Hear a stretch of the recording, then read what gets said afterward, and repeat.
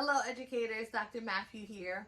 Just want to give you a few tips as you enter in observation season. I don't know about you, but in my school, it's all about observations right now and walkthroughs.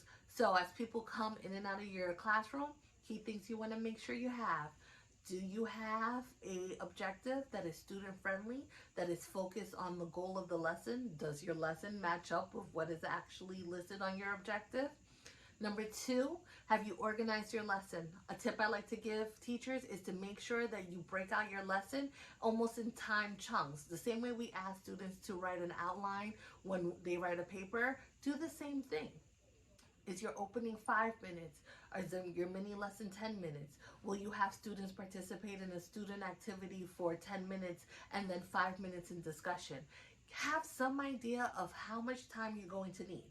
Now, it doesn't mean that's inflexible. You can take more time on something, you can reduce it. Sometimes things will happen. A kid has an emergency or the conversation is really rich. But you should have a guide to keep track of things.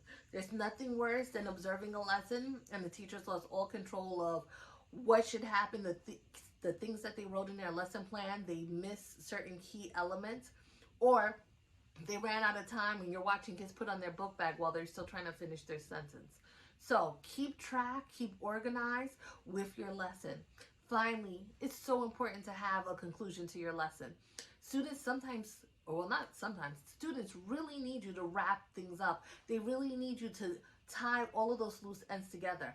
A key thing you should really try to do is at the end of your lesson, go back to the lesson objective. Ask your students, hey, remember these things we talked about at the beginning of the lesson? Did we evaluate whatever it is? Did we analyze those things? Were we able to cite evidence to?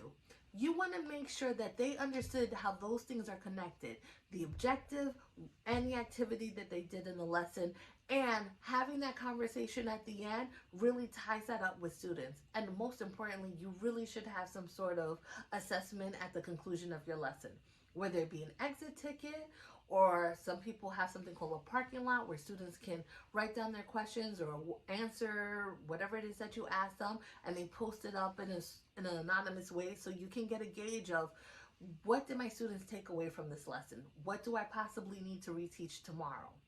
So if you can make sure you get those three components down, solid objective, organized lesson, and a solid conclusion to your lesson, I have no doubt you'll be successful this observation season. Listen, one thing you must always remember is it's not a mistake that you're in the place that you're in. You're not doing a volunteer position. You are here speaking into the lives of students, contributing to their overall growth and education. You are meant to be where you are. So take a deep breath, do what you've been trained to do, what you know to do, and knock it out of the park. I believe in you. You got to believe in yourself. Best of luck this observation season. And remember, check in with Dr. Matthew for your next tips.